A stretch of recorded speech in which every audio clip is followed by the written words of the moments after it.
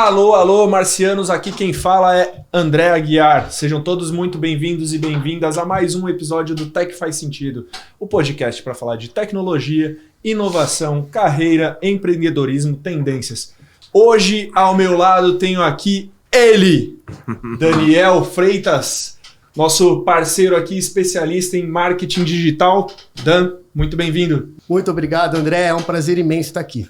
Temos também a presença ilustre do nosso especialista de dados, o cara que está descobrindo esse novo petróleo aqui com a gente no Brasil, Ader.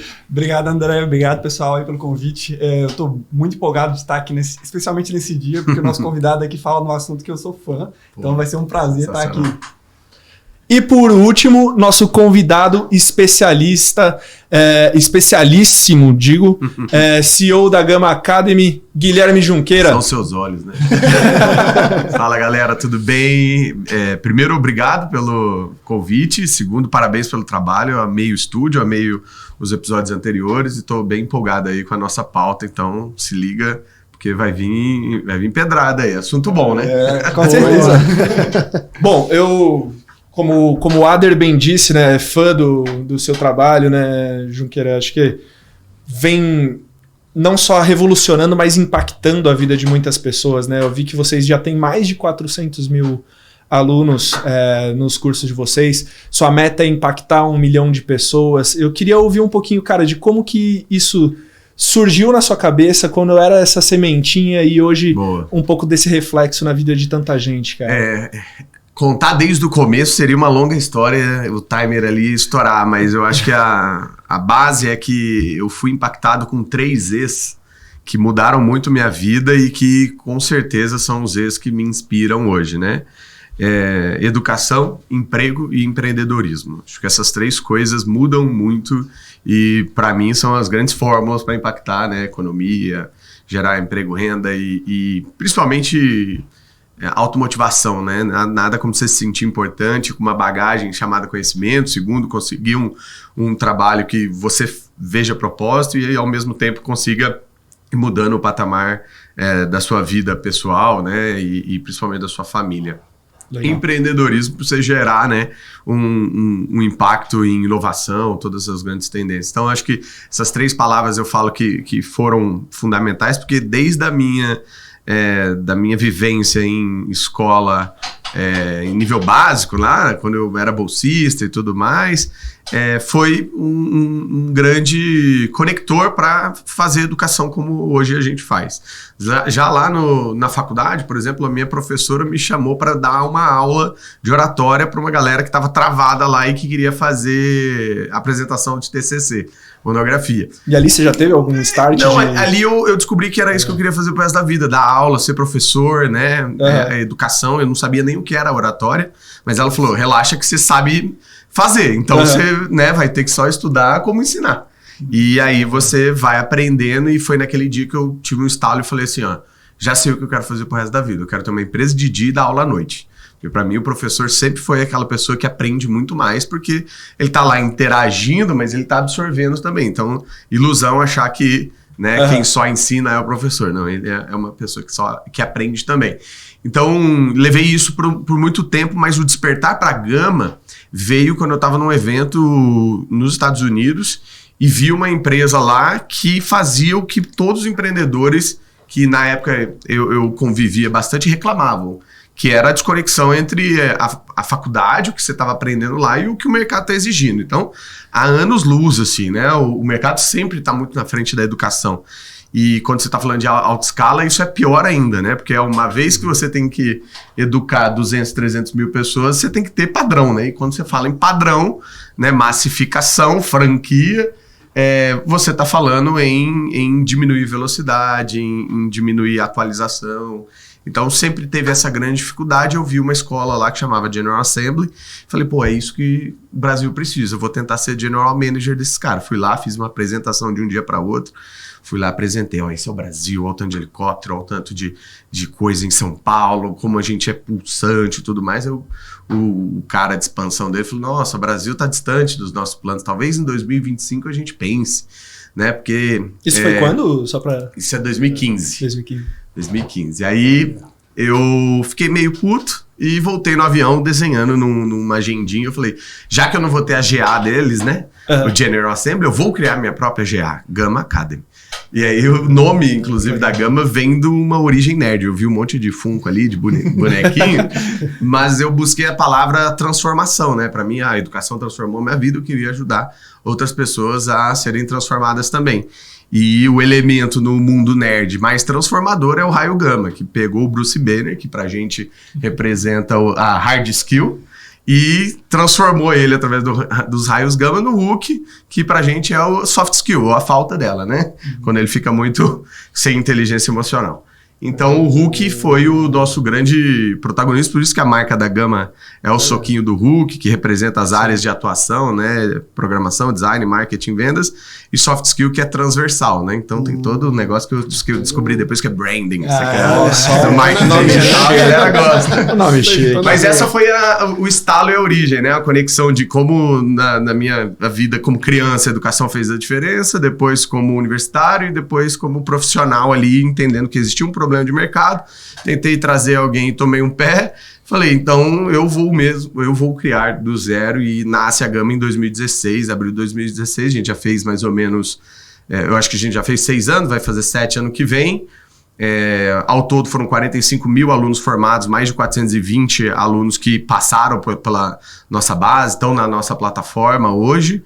São 800 empresas que hoje já atuam e trabalham em parceria com a Gama, principalmente contratando nossos alunos, treinando os funcionários e tudo mais. Então estamos bem felizes assim, de viver esse propósito e ter essa meta, que para alguns é utópico, né? Transformar a vida de 1 milhão de pessoas através da educação e tecnologia. Mas a utopia é legal, porque quando você corre atrás dela, ela sai correndo ainda mais, então você vai indo ainda mais longe. O importante é não parar de caminhar. É isso aí. Não, e Guilherme, tem um ponto da sua fala que você falou da disparidade entre os alunos que estão sendo formados na escola para o que o mercado está exigindo, né? Eu brinco até que, eu fazia cartolina, cara, não fazia PowerPoint. Você pegou a época daqueles negocinhos, como que chamava, que você colocava uns transparência? Transparência. Retroprojetor. Retroprojetor. Tá entregando a idade, galera. Mas tem esse ponto, cara, porque assim, o seu empreendedorismo, na verdade, empreende na vida de diversas outras pessoas que, quizás, podem virar outros empreendedores e multiplicar o que você está fazendo. Mas olhando para essa métrica de que, cara, o profissional que as escolas principalmente formam estão muito distante do que o mercado hoje nos pede, né? Até, a gente tem um monte de aula ali na nossa grade curricular, mas a gente não tem ali um incentivo tão forte na grade curricular para algo ligado à tecnologia, desenvolvimento. É algo mais recente que tem surgido, né? Então, como, na verdade, você pega pessoas ali da base para transformar a vida delas, projetando num desenvolvedor, num profissional de tecnologia, coisas do tipo, preparado para o mercado, né? Vou dividir em 3 partes aqui, né? A primeira delas é que existe um dado de mercado, né, de educação, que 65% de tudo que você vai aprender em 4, 5 anos já não vai ser útil quando você se formar. Então, olha que bizarro, né? Você está aprendendo muita coisa que você não vai usar. Óbvio que tem muita gente que defende a base, mas, gente, a gente está falando que o nome das profissões é o nome do curso. Né? Você faz nutrição para ser o quê? Nutricionista. Perfeito. Entendeu? Então, tem a conexão do porquê a educação foi criada dessa forma. E se você olhar na base, na origem, lá na época de Ford, né, você tinha uma revolução industrial acontecendo, máquinas precisando ser operadas, e você precisava treinar os colaboradores. Como que você treina só 10 colaboradores para pagar um professor e tal? Não, chama as outras indústrias, a gente junta, coloca numa salinha, nasce a sala de aula como a gente conhece, né? Então, conectada com o emprego. E aí você perceber como essa conexão e essa origem, ela carrega, né, uma bagagem e um legado até hoje, não necessariamente positivo, mas as áreas eram completamente desconectadas, né, nas empresas. O estoque não fala com vendas, marketing não fala lá com a área de operações e assim sucessivamente. Assim como na educação, geografia não fala com matemática, que não fala com história, que não fala com inglês. Olha a semelhança. Você tem um uniformezinho. E na indústria? Você tem um uniformezinho também. Então você tem muitas conexões ali que foram herdadas pelo trabalho. Então a educação nasce colada com o trabalho. E aí o que ela acontece depois? ela descola, porque a partir do momento que você tem esse desafio de fazer uma ementa, fazer o professor, agora replica, você deixa de olhar para quem te gerou, que é o mercado. E aí que mora o problema. Então, não existe mais essa cola. Então, eu diria que ali é o primeiro ponto, essa questão da origem e a descontinuidade de uma conexão que é mega necessária, que é você estar atualizado. O Grupo Ânima, que adquiriu a Gama ano passado, ele tem um modelo que chama o C-Dual, que é a Unidade Curricular Dual. O que acontece? Você tem uma pessoa de mercado dando aula junto com um professor... e eles criam as aulas juntos e dão as aulas juntos. Mas esse profissional de mercado, se eu estou ensinando enfermagem, quem está na sala? Uma enfermeira, que está lá no dia a dia. Então, na hora que talvez o professor viu uma matéria e ia falar de como era feito o procedimento, a enfermeira já levanta a mão e fala, não, já mudou, é outra regra, atualizando. Então, você dá esse F5 durante a sala de aula, durante o ensino, é a necessidade da educação. Mas por que isso não acontece hoje? Porque dá trabalho. E aí é muito mais fácil seguir esse modelo. E se você pegar o segundo bloco, que foi a explosão, né, pelo menos do ensino superior, nas épocas de grande acesso à faculdade, ProUni e tudo mais, fez uma comoditização da educação e aí piorou muito a qualidade de ensino porque você teve muitos novos entrantes só baseado na oportunidade de mercado e querer ter matrícula. E isso prejudica essa conexão, mas aumenta pelo menos o acesso. Então, a gente sabe que isso é algo que impacta. E por fim, eu diria que se você pegar as filosofias das grandes universidades hoje, mais respeitadas, que são as federais, por exemplo, a gente tem um caráter da conexão com o mercado muito vilão, assim, sabe? O professor que vai fazer a pesquisa, ele fala, não, você tem que vir aqui fazer pesquisa e coloca essa pesquisa depois lá na biblioteca ou na revista de publicação, lá. Por que essa pesquisa não pode virar um negócio ou não pode virar uma aplicabilidade dentro de uma empresa daquela área e tudo mais? Então, você vê que o foco, o investimento em ciência, em pesquisa no próprio Brasil e essa conexão deu esse tom também de distanciamento. O mercado faz uma coisa, a academia faz outra. E se você pegar todas as bases de grandes terras inovadoras, né? Vale do Silício, Tel Aviv, Londres, China, enfim, todas existem uma triple helix, né? Que é o mercado conversa com a academia que tem o governo para facilitar. Ele nem precisa ajudar, só não atrapalha. Né? Então, fica ali dentro do meio. A inovação só acontece quando essas três coisas estão caminhando junto. E, infelizmente, o mercado avançou de um jeito gigantesco, no Brasil principalmente, nos últimos 10 anos, mas a academia não. Então, acho que é um dos motivos do sucesso da Gama, depois de ter vindo outros players, concorrentes e tudo mais, para suprir essa lacuna, para não ser necessariamente um substituto, mas uma alternativa, não ser necessariamente um concorrente, mas um complemento. Então, acho que a educação em tecnologia, principalmente, ela precisa ser muito mais rápida, atualizada e entregar valor ao mesmo tempo que você está agregando valor. A gente brinca lá na Ânima que o ideal seria ter um curso de formar um engenheiro em 40 anos.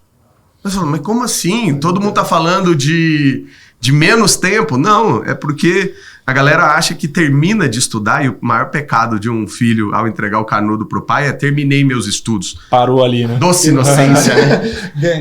Uma habilitação para dirigir o welcome to the jungle, agora que vai começar a ter que estudar, porque você está agora na sua incompetência técnica de aplicabilidade de teoria na prática. Olha que bizarro. Então, quando a gente conecta esses dois pontos, né, e quando a gente entende que tudo isso que eu aprendi ali, ele tem que ser exercido, tem que ser aplicado, a gente entende que esse papo de lifelong learning, né, aprendizado para toda a vida, é o que todo mundo vai precisar. Por isso, 40 anos, né, você vai se formando em bloquinhos.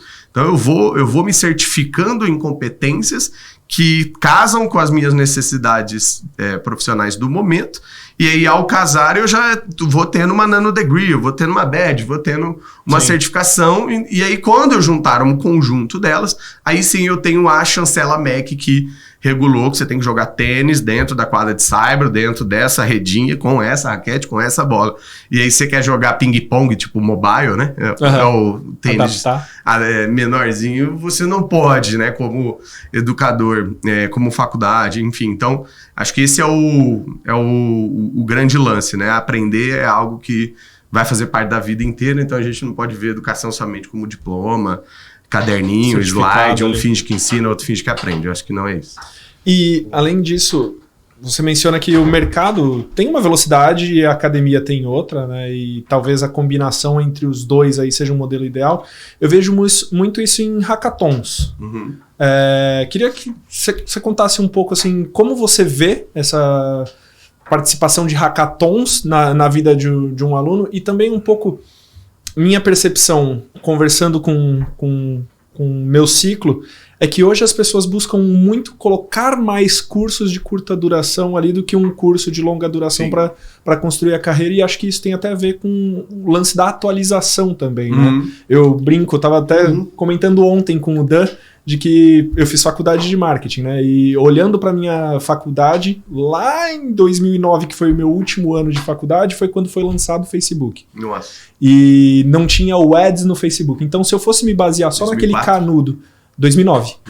Se eu fosse me basear só naquele canudo, naquele certificado de pai e me formei, cara, minha profissão teria parado naquele mesmo ano praticamente, né? Então, você acha que tem um pouco disso do comportamento do aluno buscar coisas mais curtas, mas mais informação, mais generalista do que algo que ele realmente comece a descer mais? Eu acho que o primeiro passo é a gente olhar que culturalmente, né, temos um país onde nossos pais tiveram mais acesso que nossos avós, que tiveram mais acesso que nossos bisavós. Então é natural que a construção dessa esteira, que na minha época era pautada em estabilidade profissional, faz concurso, filho, faz concurso, e ter o diploma para ser alguém na vida, porque teoricamente você estaria garantido, é uma herança dos nossos pais, da nossa família. Mas sobre isso, Junqueira, pensando um pouco, eu acho que das gerações passadas, a gente sempre bebeu muito da fonte de quem veio antes, né? Então, meu pai aprendeu com meu avô, eu aprendi com meu pai, e agora a gente tá num momento meio reverso disso, né? Por conta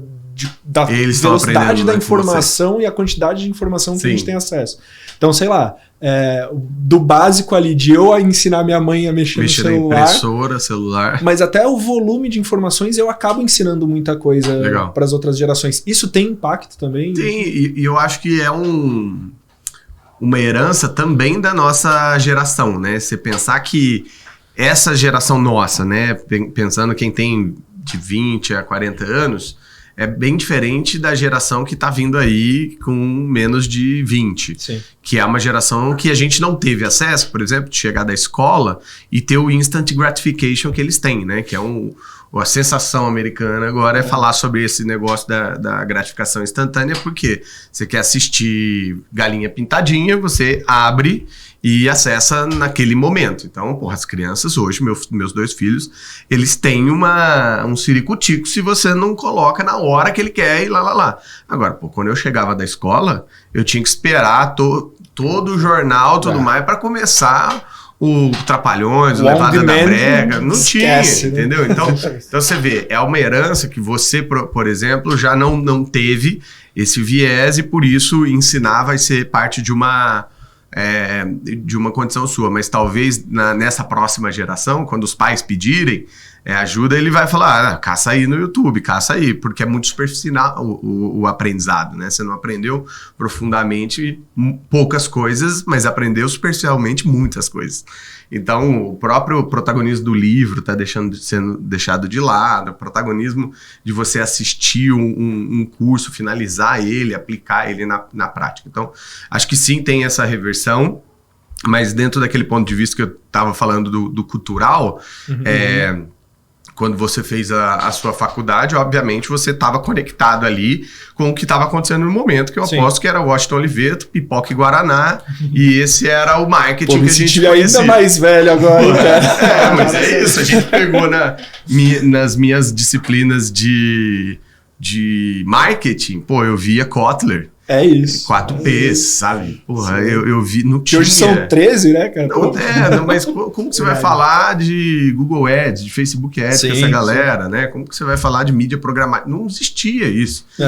Então é muito diferente do que estamos fazendo hoje, mas era o que tinha para aquele momento. Então acho que não foi errado do ponto de vista de você ter escolhido e ter abraçado esse sentido, né? Então acho que esse é um ponto número 1. Quanto à questão dos hackathons, acho que quando ele tem um propósito do lado de quem organiza, que ele é fair, ou seja, ele joga limpo mesmo, é ótimo. Mas tem propósito que é para inglês ver.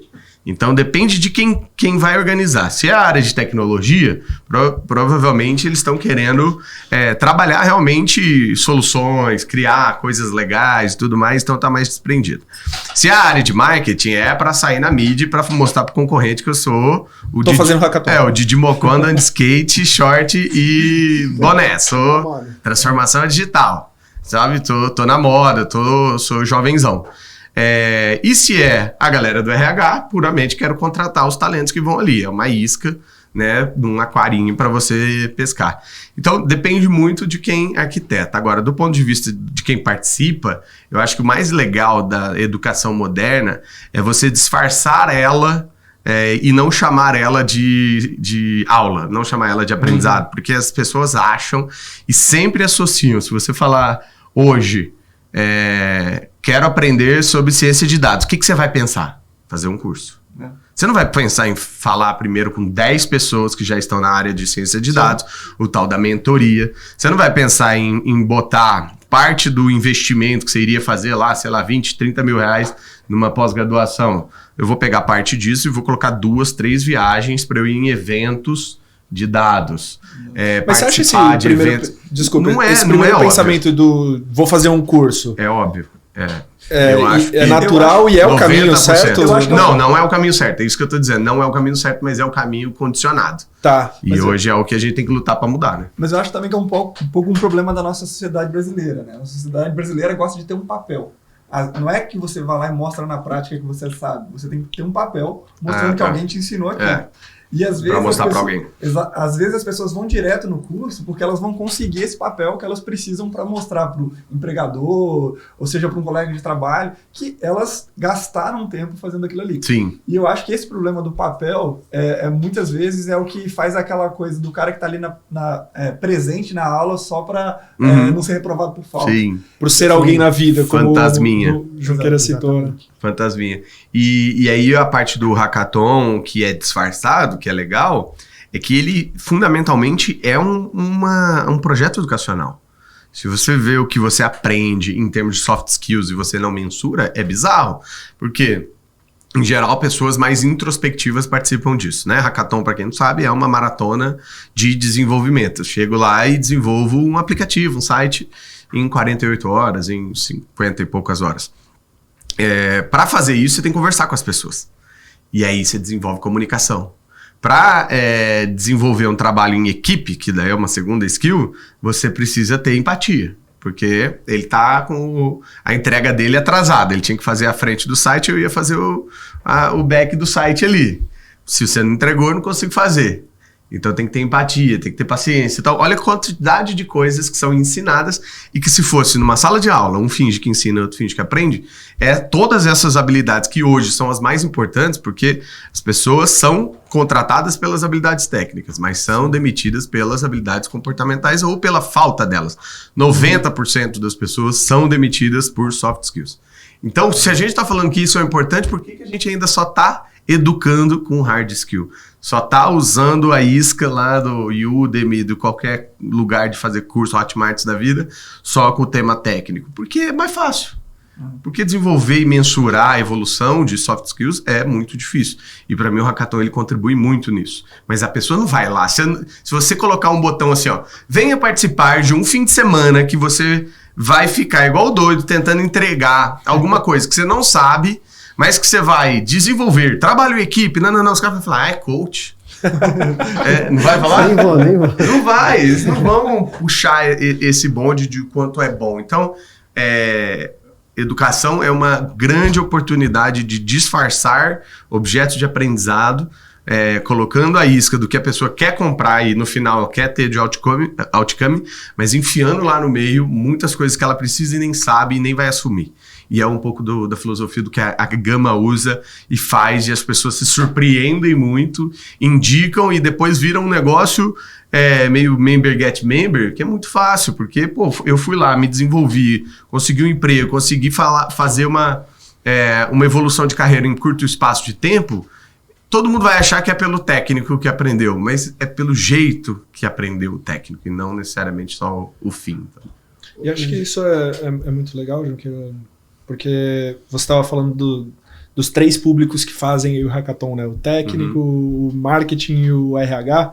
Que organiza. Que organizam, isso, perdão. E você deixou bem claro aí a diferença de organizações, digamos assim, mas mesmo assim na Gama você hoje consegue pegar 90% desses alunos e projetar para o mercado, né? Planejando com a empresa. Com esses 3 pilares aí unidos, né? Então, conta um pouquinho desse resultado, assim, cara. Acho que a base, desde o início da Gama, foi eu saí em 5 estados, entrevistei 32 empresas de tecnologia, RH, CEO e alguns líderes técnicos ali do time do CTO também. E eu descobri que, primeiro, eles gostariam de ter, obviamente, as stacks mais atualizadas, ou seja, a galera tá aprendendo COBOL lá na USP e tá precisando de JavaScript aqui, né? Então, olha a dificuldade. Então, beleza, tem o lado técnico, então isso já era o básico e, teoricamente, eu já sabia. Mas eles falaram, se você trouxer alguém com soft skills também, se você trouxer alguém que sabe se comunicar, né, trabalhar em equipe, já é meio caminho andado e eu topo, inclusive, pagar. Se a empresa quer jogar esse jogo e descer do salto do só reclamar, sabe? Eu sempre brinco que eu odeio fila. E a fila de reclamar tá lotada, a fila de sugerir tá mais ou menos e a fila de fazer tá vaziozona. Então, quer, né, fazer alguma coisa relevante? Vai na onde não tem fila, que é onde é para resolver. E aí, quem quer resolver, de fato, desce desse salto de só, não tem gente boa, não tem gente... Tá bom, RH, então o que você tá fazendo? Porque o Barcelona, há anos atrás, fez um negócio que chama categoria de base, colocou um guri lá, argentino, que ninguém sabia quem era, investiu na capacitação e prática desse menino, e ele é o Messi hoje. Sim. Então, as empresas têm que montar os seus grandes laboratórios, né, os seus grandes categorias de base, porque senão vai cair no modelo que o Real Madrid hoje consegue jogar, porque tem muita grana, que é só contratar os seniors, os galácticos, já chega pronto, mas também custa 500 milhões de euros. Exato. Não é toda empresa que tem isso. Então, é mais barato investir ali, mas dá trabalho. Então, novamente, né, é cortar o tempo. E aí, para fechar, acho que segurar o pulso da empresa sempre foi uma filosofia, a gente nunca deixou de fazer isso, e isso nos ajuda a ter essa taxa de empregabilidade. Cada 10 alunos que saem da Gama, 8, 9 já são empregados nos primeiros 90 dias. Mas isso é porque a gente transformou um job description, que é aquela descrição da vaga, em uma ementa educacional, que é a descrição do curso. Então, tudo que você vai aprender ali é para encaixar aqui. É basicamente, baseado na vaga, você faz o seu... É quase que um sob demanda em alta escala, mas é baseado em um padrão de vagas que a gente aprendeu. Então, teoricamente, essa é a fórmula do sucesso, que é constantemente atualizada e a gente está sempre aprendendo. Hoje, eu ia fazer uma pergunta. Ô, Junqueira, também tem um ponto que você tocou dessa questão da mentalidade. Essa nova geração também vem contribuindo para esse sucesso, né? Porque as pessoas perceberam que o mercado está com essa mudança, tá em constante atualização, e eles buscam escolas que entregam isso também, né? Legal. Muitas das escolas tradicionais e faculdades estão perdendo o mercado por conta disso, né? As próprias pessoas enxergaram que o importante é a prática. Sim. Né? Então, o que você pode comentar mais sobre isso, conforme você foi desenvolvendo esse projeto? Eu acho que as pessoas, elas estão levando muito em conta custo-benefício, né? Se for ver, hoje, de cada 3 jovens em Londres, 2 acham que não vale a pena fazer faculdade, pra você ter ideia. Nossa. Então, a gente está falando de um nível de consciência que está aumentando, baseado numa exigência que é sobre tempo. Então, para mim, o futuro do mundo é quando a gente, como empresários, né, como gestores, entender e também conseguir conscientizar o time e as pessoas ao nosso redor de que só existem 3 recursos escassos no mundo e a gente tem que saber usar esses 3 recursos muito bem.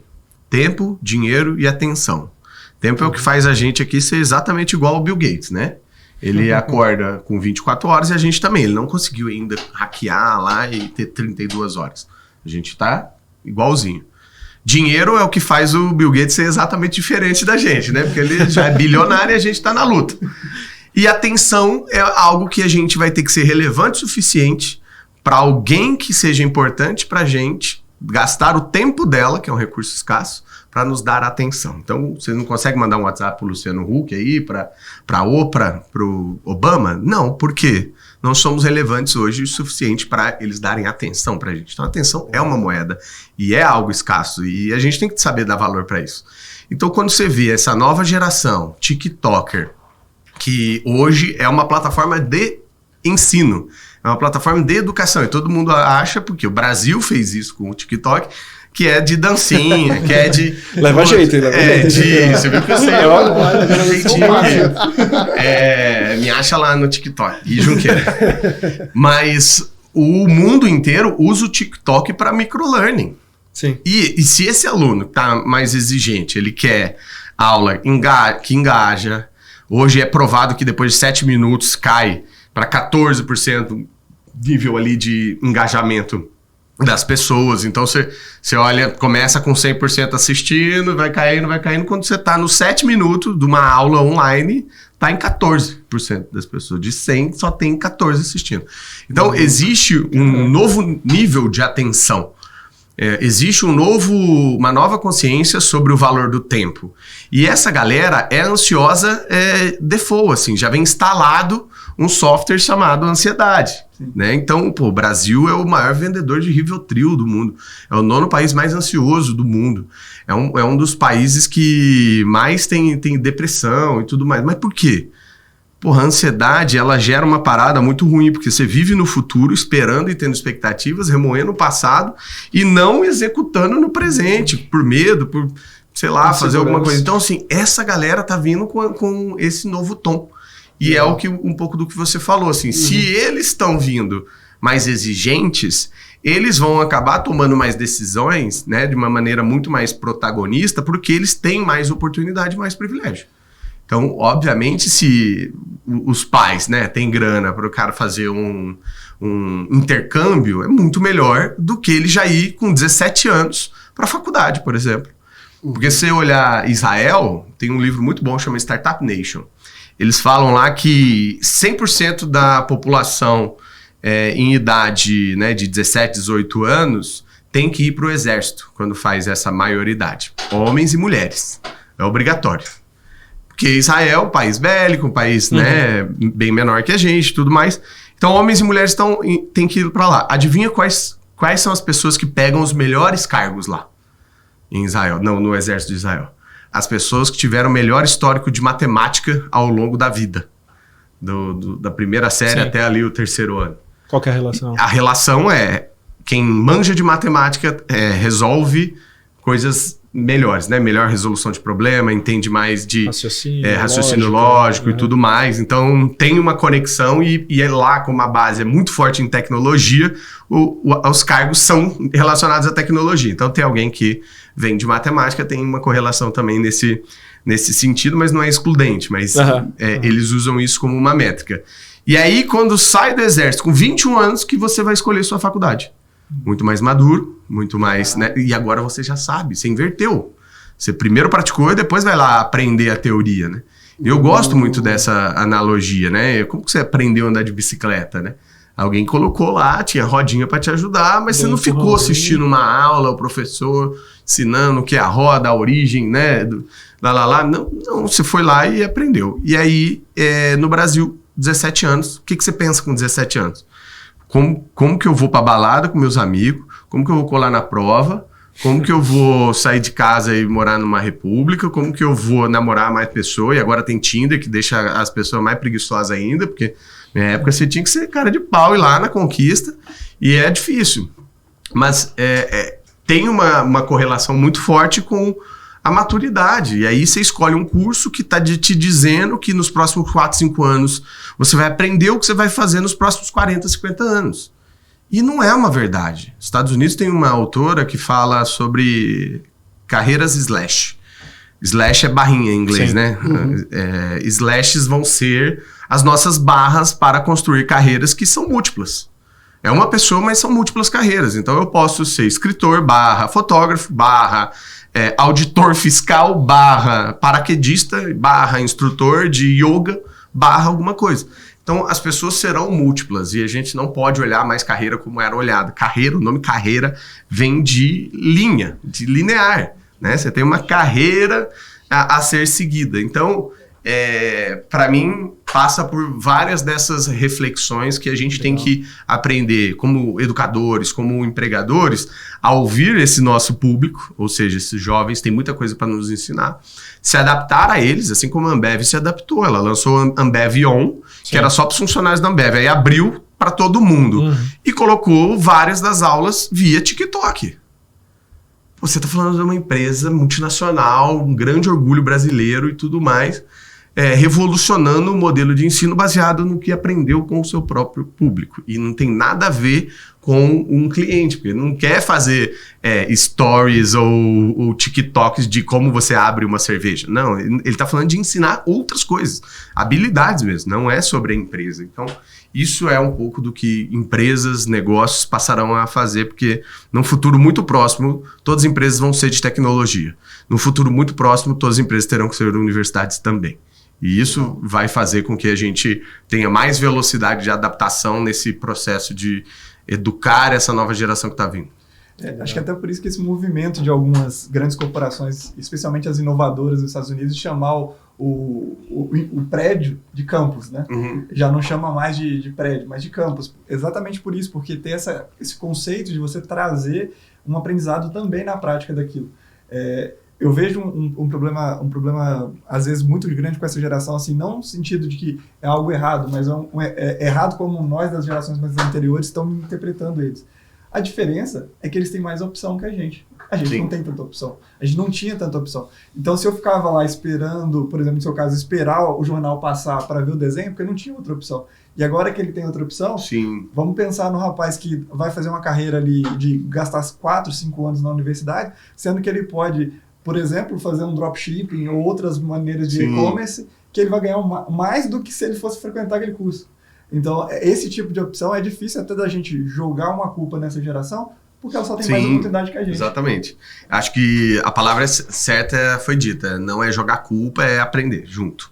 Né? Porque existe um caminho também ruim dentro dessa perspectiva, que você tem um monte de gente ansiosa, querendo trazer esse efeito custo-benefício de maneira muito mais rápida, ou seja, eu quero ganhar mais rápido o que eu ganharia fazendo 4 anos de faculdades, mais 5, 10 anos de carreira para chegar nesse patamar. Só que é a mesma coisa de você querer ser o Neymar hoje. Exato. Leva tempo. Leva tempo e, assim, é um funil muito, muito difícil. Não estou dizendo que não tem oportunidade, novamente, mas, assim, entre você desistir de um caminho para falar, vou ser jogador de futebol o resto da vida, e não der certo, né? Você tá comprando um risco que depois você não tem tanto tempo para correr atrás. Então esse é um primeiro ponto. Segundo, que você trouxe da conexão com os celeiros de talentos, se você pensar em vocês, na Certis, qual é a melhor origem de talentos, né? Qual é a melhor fonte formadora de talentos? A melhor escola que forma talentos para vocês irem lá e contratar. Sabe qual é? Não é o INSPER, não é a GV, não é as universidades da Anima. São os concorrentes ou os correlacionados que atuam no mercado de vocês, que estão lá ralando para formar esse cara, e a sua recrutadora vai lá e vai pegar essa galera. Tanto empresas menores, que agora você vai ter a isca, né, para contratar essa pessoa, dizendo, vem aqui trabalhar em mais projetos, uma empresa mais estruturada, ganhar mais, plano de carreira, quanto fazer isso para concorrentes maiores, às vezes, que vocês, mas que têm um processo muito engessado, não tem autonomia, não tem uma cultura da hora. e aí você consegue atrair essas galera.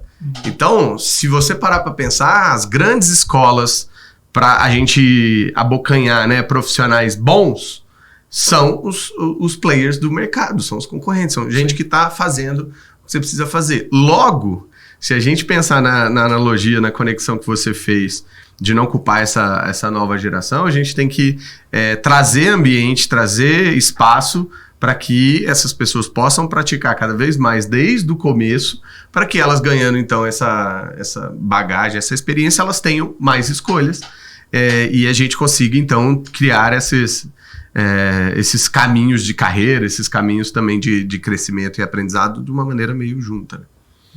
Cara, mudando até um pouco agora, além da Gama, né, você fundou a Associação Brasileira de Startups, né? Queria entender como foi um pouco esse processo também e como um nutre o outro, né? Legal.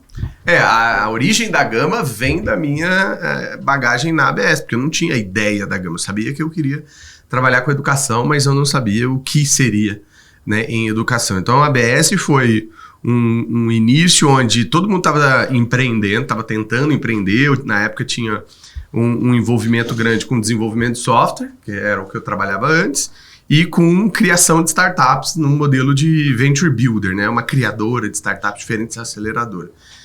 E aí, você quer conectar com alguém, você quer falar com alguém, como que faz para desenvolver produto, como que é esse negócio de investimento e tal, e não tinha um lugar. Você ia lá na associação de empresas de tecnologia, era só os tiozão de informática. Falava informática. TI, né? Tecnologia da informação. Então não era software. É diferente. E aí começamos a ver que estava pipocando uns eventos aqui, uns eventos ali, e começamos a juntar essas pessoas que estavam sendo protagonistas e que estavam empreendendo e resolvemos fazer um grupo. E aí esse grupo foi um clube do charuto no começo ali, que era só para trocar, não tinha algo formal, mas a gente começou a ser demandado por alguns players do mercado a fim de dados. Porra, quantas startups tem? Quais são os maiores desafios? Por que elas morrem? Porra, ninguém sabia disso. Dados. O petróleo, como você disse, né? Foi aí que a gente então resolveu se juntar e criar uma associação sem fins lucrativos de apoio e fomento a esse modelo de startups, tendo como primeira grande missão ali cadastrar e mapear as startups no Brasil. Então, o primeiro mês foram 400 startups mapeadas. Então, era pouquíssimo para um Brasil que hoje tem 12 mil. Acho que tem até mais lá. Então, foi assim, tudo mato, carpi e vamos divulgar. Eu viajei para praticamente todo o Brasil, só não conheço 2 estados, que é Amapá e Rondônia, se não me engano. Todos os outros eu fui para o Acre. Dar palestra, falar sobre Startup Weekend e tudo mais. O Whindersson Nunes estava começando a carreira dele, foi fazer um stand-up de graça lá em Piauí, que é a cidade dele, num evento de startup que a gente estava fazendo lá e pediu um investimento para um investidor anjo que estava lá para investir na carreira dele. E esse cara até hoje se arrepende de ver a oportunidade. Se ele tivesse 10% de tudo que o Whindersson ganha, quanto que estaria? Mas, enfim, então foi um trabalho muito de evangelização. Então, nasce uma associação com o foco em você associar a sua startup e a gente te ajuda. Então, começamos a fazer eventos, fazer ações, fazer conexões, principalmente com empresas que queriam contratar startup, queriam investir em startup, queriam comprar startup, não sabia como. Então, tinha que ser esse meio. E aí o Brasil passou por alguns ciclos, né? Primeiro teve o grande avanço das empresas entrando nesse ecossistema de inovação. Então você tem lá atrás a Telefônica Vivo lançando a Wayra, que é o veículo de aceleração e investimento dele. Você tem o Itaú lançando o Cubo. Você tem várias iniciativas ali. Hoje um monte de empresas estão ligadas para esse movimento de Open Innovation.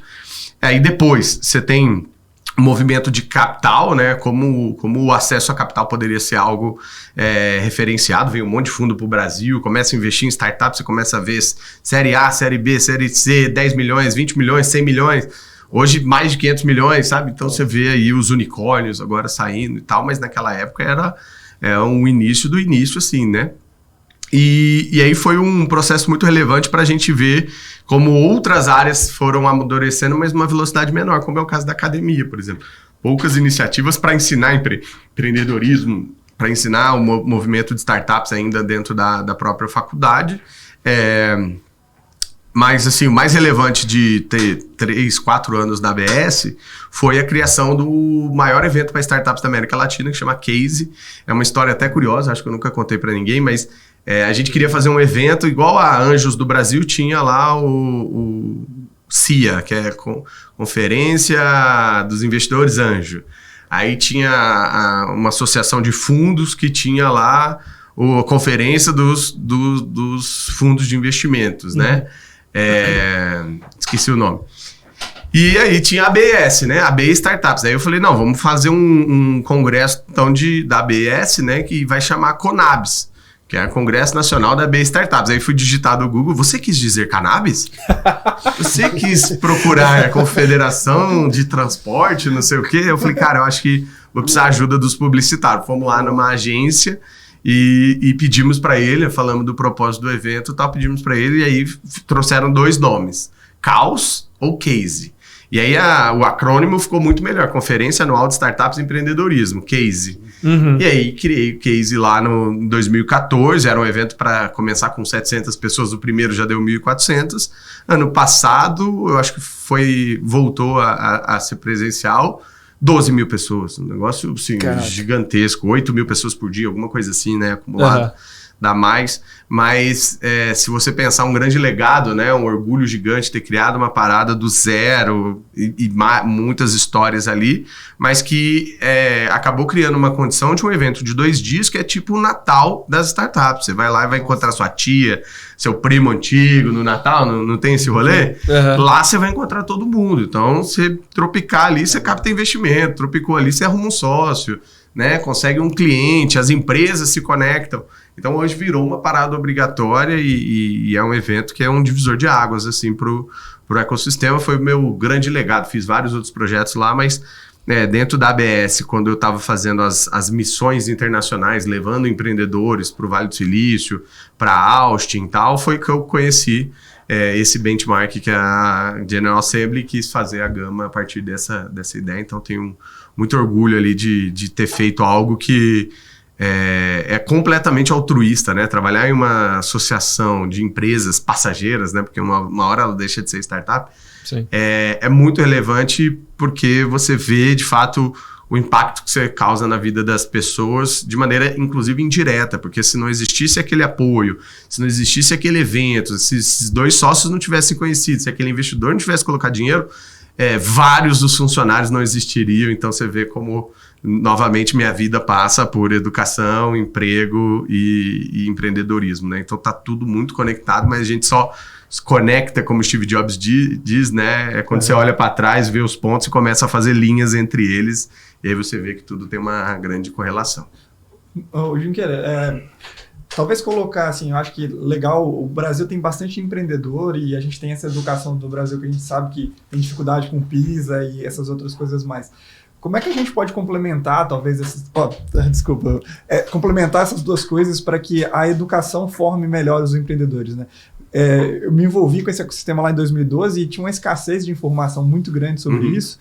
E eu percebo também que quando eu interajo com muitos empreendedores, talvez o sucesso e o erro tá nas informações que ele obteve, mas também no mindset dele, né? Que é muito disso que você disse, de formar o soft skill do cara e tal. Como você acha que a gente pode melhorar essa parte de empreendedorismo brasileiro e educação brasileira, que as 2 coisas ainda estão meio desincronizadas? A gente vê um povo super criativo, mas a gente vê um povo pouco educado. Como é que a gente coloca isso que... Para mim, assim, não existe bala de prata para dar resultados bons e exponenciais de curto prazo. É tudo projeto de país e é projeto de longo prazo. Você pegar Coreia, Singapura, Finlândia, todos apostaram em modelos educacionais que não causam efeito do dia para a noite. E o grande problema do Brasil é que as eleições são de 4 em 4 anos. Eu tenho que plantar para colher em 4, para, né, conseguir mais uma cambalhota para mais 4 e depois dane-se, né? E você não tem continuidade. E o problema está na base. Só que a educação é um problema gigante, ele é sistêmico. Hoje o Estado de São Paulo tem mais de 5 milhões de alunos no ensino público. Hoje a operação de cantina do Estado de São Paulo é maior que a do McDonald's. São mais de 1.000 restaurantes para você operar e colocar comida todos os dias na boca dos estudantes que estão ali. Então, olha o tamanho dessa complexidade. Estou dando um exemplo, tá? Mas se a gente puxar para a grade estudantil, para o quê, né? Todas as evoluções que a gente já teve e que são muito positivas. BNCC, por exemplo, fez uma disrupção gigante na grade de ensino ali da escola. A gente tem que entender aonde está o gerador da mudança. 80% do ensino básico, ensino fundamental, hoje está na mão do governo. 20% está na mão do ensino privado. E quem movimenta muito mais? O ensino privado. Quando você vai para o ensino no superior, esse pareto é o contrário. 80% está na mão dos privados e 20% são as federais, institutos e tudo mais. Então, você vê muito mais autonomia e movimentação em grade, em qualquer coisa no ensino superior, apesar do MEC. Apesar de, né, ter regrinhas ali para você seguir.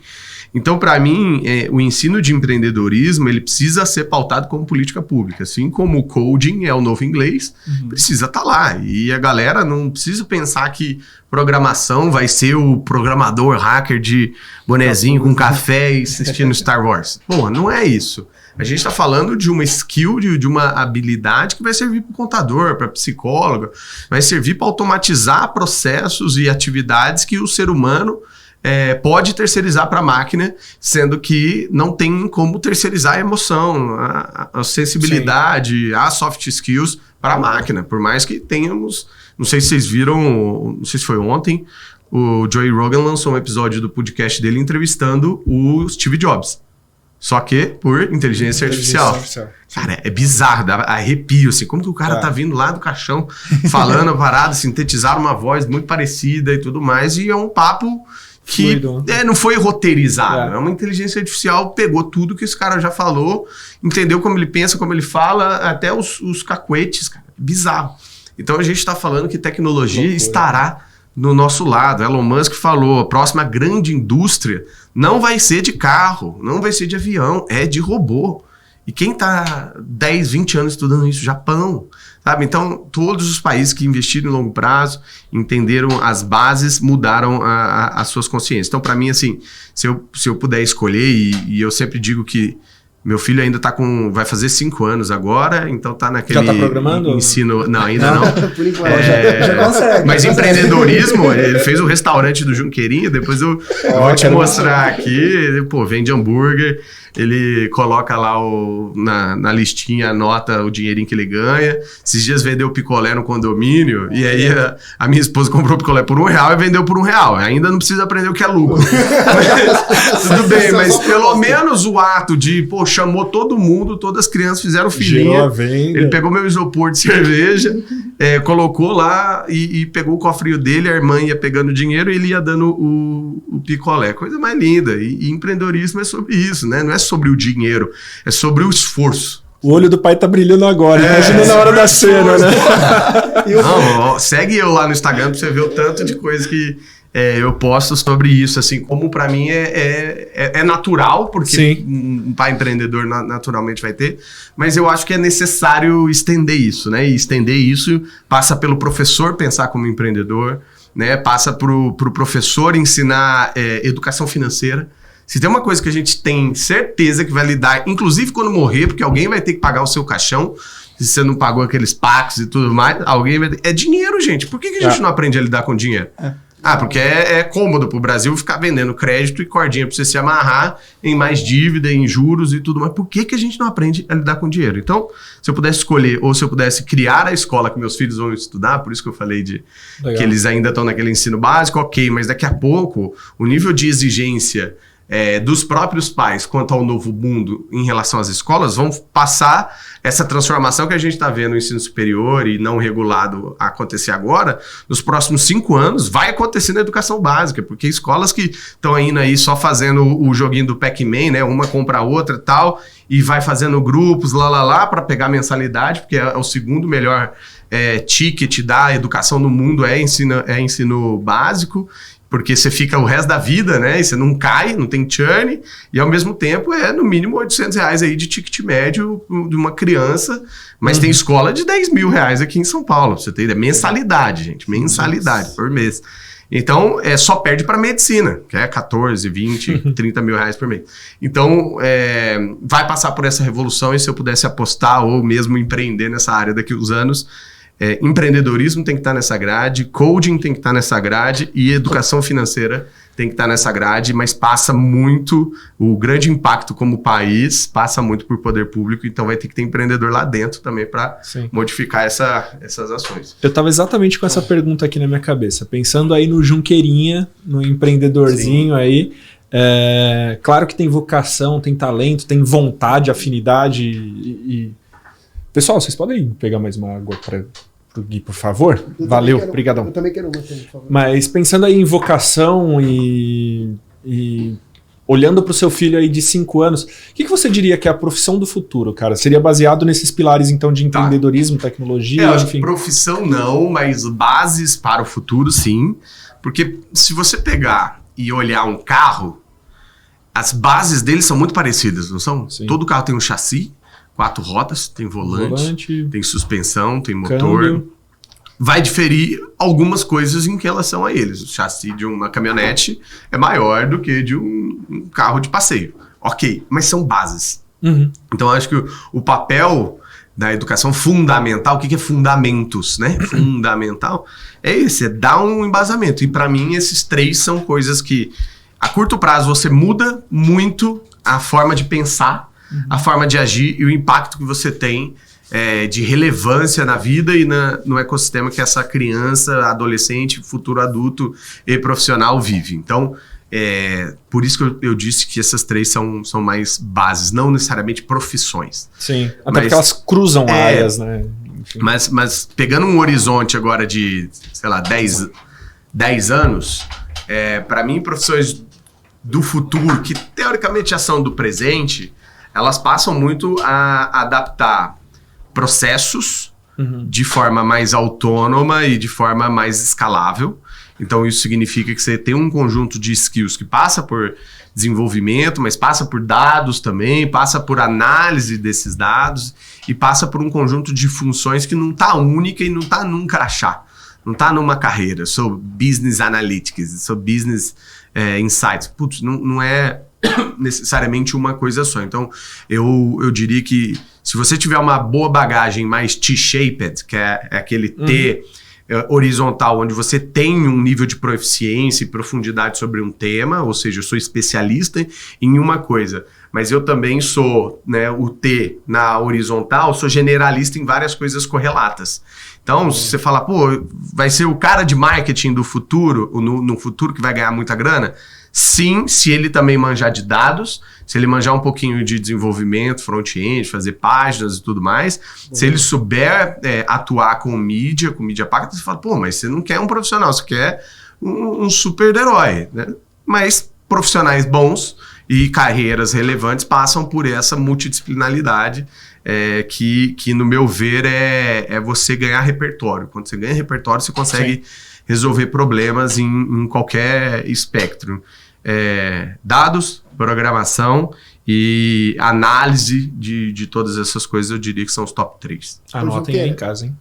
Eu até aproveitando esse gancho também, será que isso explica o motivo de muitos jovens estarem empreendendo mais cedo? Porque eles somam essas habilidades que você está comentando e eles montam uma empresa e começam a contratar pessoas especialistas de outras áreas, mas eles já têm essas habilidades. Será que isso explica o motivo de cada vez mais cedo os jovens estarem se empreendendo? Vou te dar um exemplo. Vocês lembram qual era... Saiu uma pesquisa todo ano do grande sonho do brasileiro. Vocês lembram qual que era o top 1 sonho do brasileiro? Quanto tempo atrás? Para eu ter uma ideia aqui. Eu diria casa própria. Eu acho que antes da pandemia. Casa própria. E continua. Continua. Porque quem responde ainda é uma galera da nossa geração. Agora vai perguntar pra galera de menos de 25. Top de cada 3, um quer empreender. Viajar o mundo entra aí também, acho. Não sei, talvez. Não sei os outros, mas assim, claramente casa própria não é mais. Porque provavelmente o seu pai conseguiu a casa própria e vai deixar pra você, pros seus irmãos, vão achar, cada um comprou uma kitnet. Ou seja, a busca tá diferente. Então, logo, você teve alguém que pavimentou o chão para você agora testar coisas novas. Acho que ainda tem muito preconceito em relação ao empreendedorismo e muito julgamento errado do que é empreendedorismo. Então, eu diria que o preconceito é muito cultural, porque a gente não fala de fracasso e não tem uma cultura do fracasso no Brasil. Quantos de vocês chegaram da escola e sua mãe perguntou, e aí, o que deu errado hoje? Que nota baixa você tirou? Que bullying você sofreu? Não existe papo sobre fracasso. O fracasso é sempre cultuado como algo a ser escondido ou vergonhoso. Quebrou uma empresa, você vai ficar na toca. Minha primeira empresa, uns 2 anos, no final desse 2º ano, quebrou. Chamava ClickBio. E, para mim, o efeito psicológico disso foi tão forte que eu tive que procurar um especialista que é um psicólogo muito famoso, filósofo muito famoso, chama Homer Simpson. Não sei se vocês conhecem. Já ouvi falar. Que ele diz assim, a culpa é minha, eu boto onde eu quiser. Exatamente. Aí eu fui buscar culpado, porque você não assume a culpa. Olha um grande primeiro problema. Segundo, eu não fui eu fui no escritório, mesmo ele fechado, durante 1 semana, porque eu tinha vergonha de falar para amigos, para pessoas, a pessoa que estava dando entrevista na TV há 2 meses atrás, agora não tem mais nem empresa, entendeu? Pelo contrário, 50 mil reais de dívida, né? Tem que vender as coisas para conseguir pagar banco e tudo mais. Então, assim, cultuar o fracasso passa por um exercício de falar tudo bem para você poder errar, mas errar com consciência de que aquilo está sendo o preço do aprendizado. Se você for falar assim, quero fazer um MBA para empreender, eu vou te falar como que chama a melhor faculdade. Abre um CNPJ, pega esses 20, 30 mil reais que você iria gastar no MBA e bota na empresa, R$1.000 por mês, R$2.000 por mês, que você vai empreender ali. E sua meta no final de 18 meses, que seria o tempo de um MBA, é quebrar a empresa. A sua meta é quebrar a empresa. Até lá você vai ter que criar um produto ou serviço, vender, contratar, demitir, vai ter que ter experiência em operações, RH, finanças, marketing. Então você vai ter um conjunto de habilidades e no final você vai ter aprendido tudo isso na prática. Se não der certo o seu plano original de quebrar, olha que ótimo, você tem agora um emprego que chama a sua empresa. Parabéns, você é um empreendedor agora. Então, esse, para mim, é um objeto de culto, né? De culturamento ao fracasso, de dizer que isso sim é possível e não tem problema. Pelo contrário, nos Estados Unidos, de cada 10 empreendedores, 6 que conseguem fundraising, né? Captar muito rápido, 60% que consegue captar muito rápido, são second time founders, que eles chamam. É a segunda vez que ele está empreendendo e provavelmente na primeira deu muito errado. Só que você aprendeu. E você tem casca. E é melhor investir num jockey que já está, né, com as esporas ali gasta do que alguém que está indo pela primeira vez, porque é muito mais arriscado. Então, passa por esse primeiro movimento. Segundo, que eu diria que o empreendedorismo, essa galera jovem, tem alguns motivos errados para querer empreender. Não quero ter chefe. Todos os seus clientes serão seu chefe. Sim. Welcome to the jungle. Segundo, quero ser independente financeiramente. Olha a equação. Lembra o negócio de rádio, de som, de DJ, que você aumenta o estéreo? Então pensa que tem 3 aqui, tá? Primeiro, o desafio, ou seja, a dificuldade de fazer uma atividade profissional. Segundo, as finanças, ou seja, seu conforto, independência financeira. E terceiro, a qualidade de vida. E aí você pega um funcionário padrão, concursado. Qualidade de vida massa, né? Larga, a caneta cai assim, 4h49, cai a caneta e a pessoa não trabalha mais. Não estou generalizando, tá, gente? Mas estou dando um exemplo de qualidade de vida, tá? 5 horas você já está em casa. Finanças, estabilidade, um monte de benefício, lá não é o maior salário, mas beleza. E a parte do desafio é o que está baixo, porque é mais do mesmo, é fazer a mesma coisa, não tem muito, né, aquele frio na barriga, o desafio da segunda-feira e tal. Aí você vai para o empreendedor. Como que ficaria esse balanço? Desafio, ele passa do 100 aqui, né, do 0 ao 100, ele vai ser muito desafiador, porque você vai ter que fazer tudo, vai trabalhar muito mais, lá. Dinheiro, geralmente é 0, porque você tem que bancar ainda, você coloca, em geral, dinheiro do seu próprio bolso e você é o último a receber depois de você pagar todos os funcionários. Olha que bizarro. E aí, quando você vai para a qualidade de vida, nem precisa dizer, né?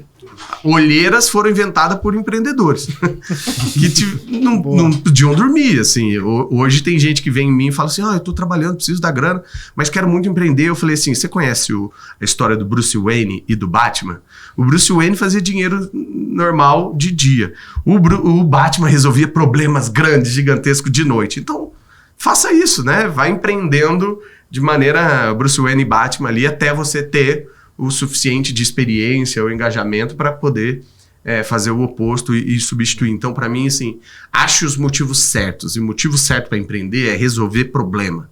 Não começa uma construção de uma casa pelo telhado, nunca vi isso. As pessoas querem começar pela solução. Eu falo assim, não, eu aprendi dados, agora eu quero fazer alguma coisa de dados. Aí você vai lá e enfia um problema dentro de uma solução. Eu quero trabalhar com blockchain, que é a tecnologia. Tecnologia é meio, tecnologia é fim, não é a origem, porque o cliente está nem aí se você vai usar blockchain, ele quer o benefício no final. Então, todo mundo que vem empreender, eu sempre dou o exemplo do vendedor de colchão. O melhor vendedor de colchão que tem, não é o que fala das molas ensacadas, que fala sei lá, das plumas que tem lá dentro, da tecnologia, não, ele fala assim, você vai passar 1/3 da sua vida em cima desse camarada aqui que chama colchão. O outro terço você está passando, né, acordado e vivendo com a sua família e tudo mais. O outro terço você está trabalhando. Não é relevante que você possa, né, ter um conforto e estar lá, então é vender o benefício. A solução é você dormir bem, você descansar nesse período que você tem tão relevante para a sua vida. Se a gente inverte a polaridade, é um motivo ruim e é onde a galera se frustra. Porque daí vai botar a culpa no empreendedorismo, que o Brasil é muito difícil. E é mesmo, o Brasil é uma escada rolante descendo e o empreendedor está tentando subir. Então, por mais que você ande, você continua no mesmo lugar. Só vence no Brasil quem corre. Mas mesmo assim, não adianta só colocar a culpa na escada, né? Tem que também entender que a escada e as suas pernas, elas precisam se movimentar juntas. Boa. Cara, é uma aula, né? É uma aula aqui. Pô.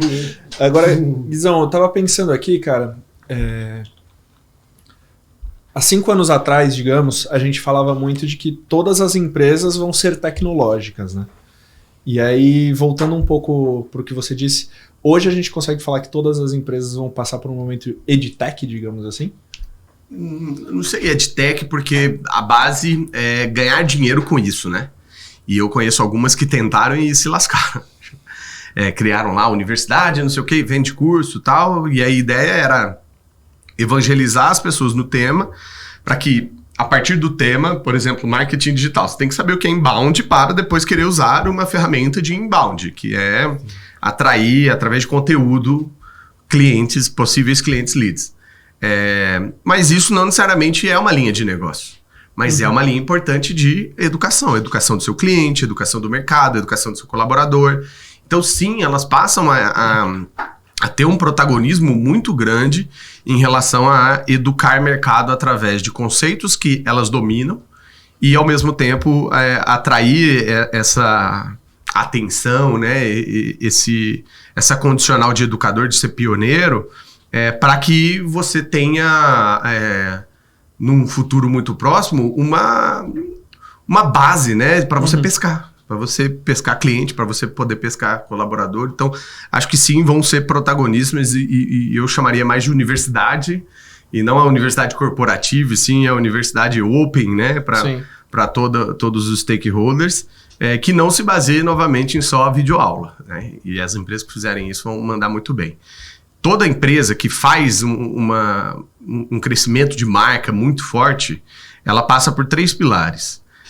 Ela tem que ser autoridade no que ela fala, ela tem que ter endosso de quem ela entrega e entrega bem, e ela tem que ter reputação, que é principalmente ser fonte de matérias da imprensa e tudo mais. Então, você liga esse triângulo, você está dizendo que eu preciso, como dono do tema empregabilidade em tecnologia, passar uma cerca elétrica nesse tema, e qualquer um que passar na internet por uma busca, qualquer redação que queira fazer uma notícia sobre isso, vai ter que me ligar para eu desligar a cerca elétrica e ela entrar dentro desse tema. E a gente tem que ser a fonte de dados para isso, né? Tem que fazer pesquisa, tem que ser algo relevante. Então, todas as empresas precisam fazer isso. E não tem nada melhor do que educar, do que criar conteúdo, conexão para você ser autoridade. E aí, quando você pensar num tema, você fala, putz, quem que manja muito de, né? Tá tema A, já. Pum, tá na cabeça. Então, só para dizer que isso passa a ser também relevante para o business. Porque não é educar por educar, só para dar aulinha, não. É ter autoridade para que você consiga mais clientes que vão te dar endosso e desse endosso você consiga dados para criar ainda mais reputação. Isso é foda. Cara, fascinante, velho. Bom, a gente já tá chegando aí às considerações finais, mas eu queria fazer uma pergunta aí, até já dividindo um pouco a bola com o pessoal também. Aí, que você acha que hoje o mercado tech espera do profissional? A gente estava falando primeiro da roda do profissional, olhando para o mercado, mas o que você acha que o mercado tech espera hoje do profissional? Hoje, hard skill, como eu disse, né, foi tida nos últimos 10 anos como uma prioridade. Hoje, ela está sendo cada vez mais entendida como uma coisa essencial, mas que não é necessariamente a prioritária. Ou seja, o mercado tech espera que um profissional tenha autoconhecimento, porque autoconhecimento você tem um mapa de si mesmo, você sabe colocar lá no GPS e chegar até lá. Mas se você não sabe nem como pesquisar, nem como colocar a rota, nem como andar, aí fica difícil. Essa questão dos pontos fracos, perfeccionismo e ansiedade, porra, isso aí é balela. Então as pessoas precisam ter as suas plenas consciências do que são as minhas criptonitas e do que são os meus Red Bulls. Red Bull te dá asa. O que vocês são fodas e que você faz melhor do que a média, seja da sua área ou do mercado e tudo mais. Esses são seus pontos fortes. Deixa eu até te interromper aí, Gui. Tem um ponto que acho que a academia acaba formando a gente um pouco ao contrário a isso também, né? Porque, por exemplo, ao invés de, você é um cara incrível em matemática, vamos explorar isso? Não, você tem que continuar sabendo geografia, português, sabe? E nivelar tudo ali num 6, 7, ao invés de te aproveitar como 10 em um ponto. Isso está mudando através de uma tecnologia / metodologia educacional que chama Adaptative Learning.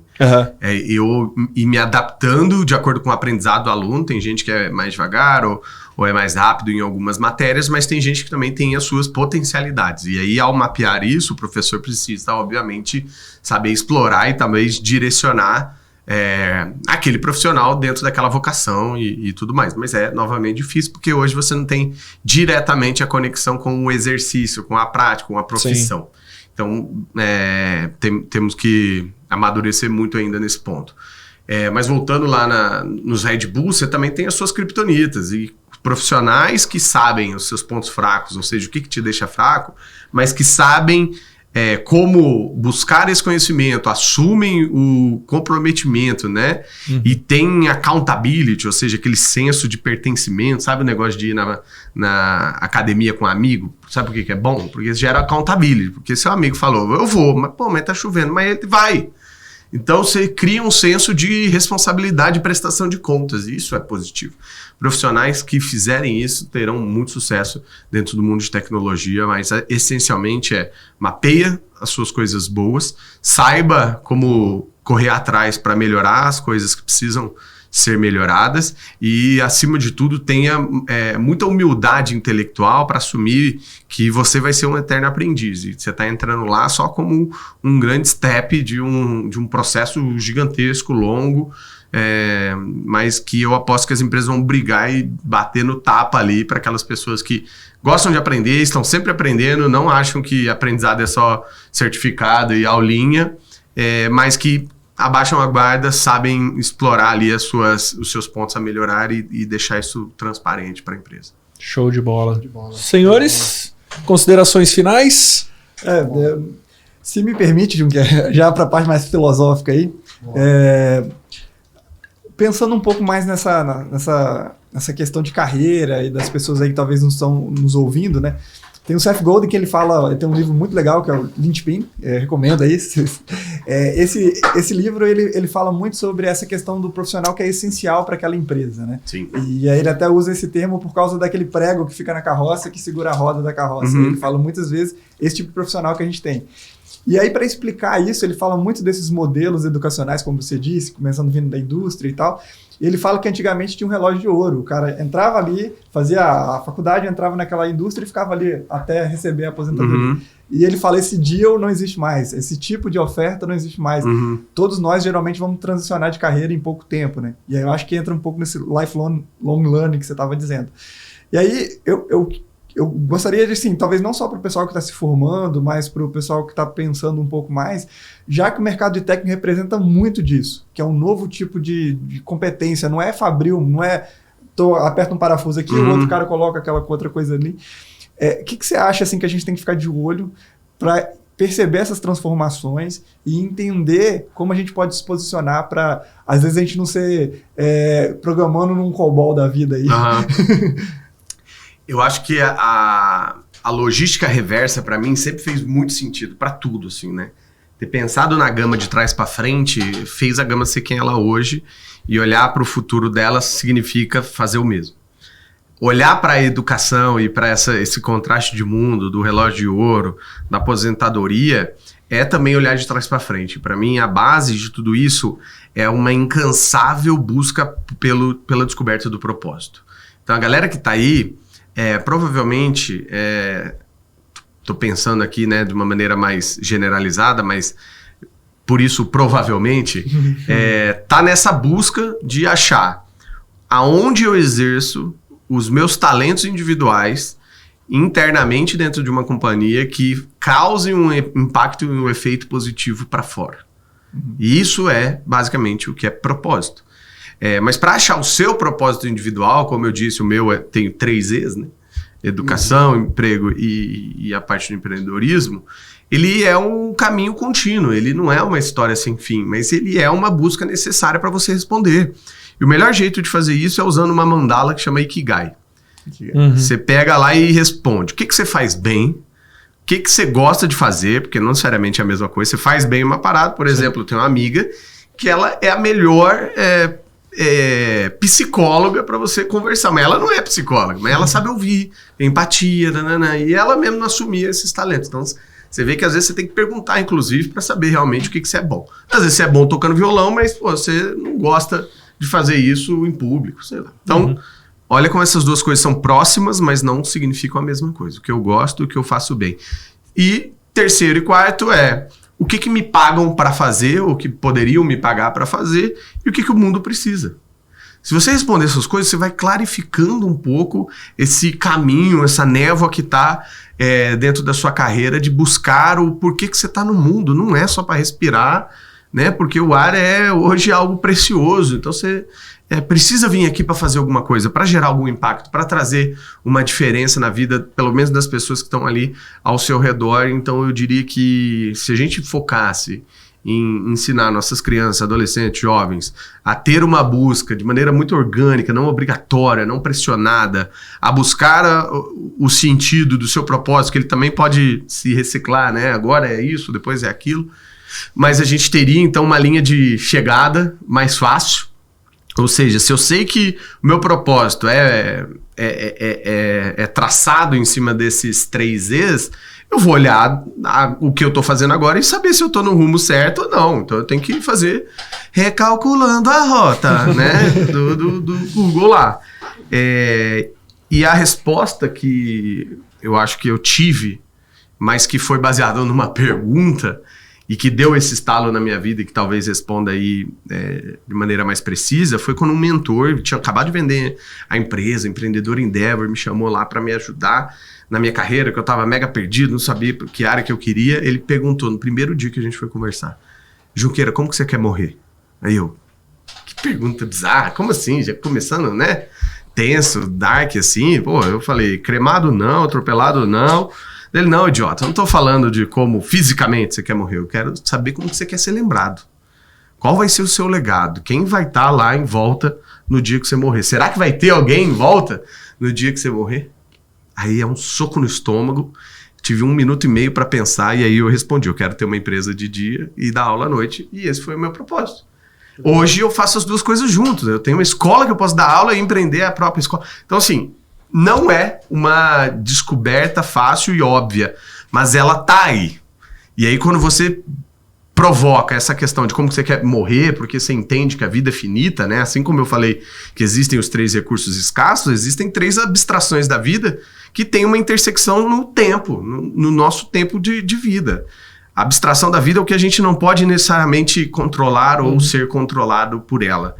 Tempo é o que a gente tem no mundo para dar e receber o segundo abstração, que é amor. Todo mundo quer ser amado e todo mundo quer um dia amar. Independente qual é o tipo de amor. Pode ser de mãe, de esposa, de filho. Amor.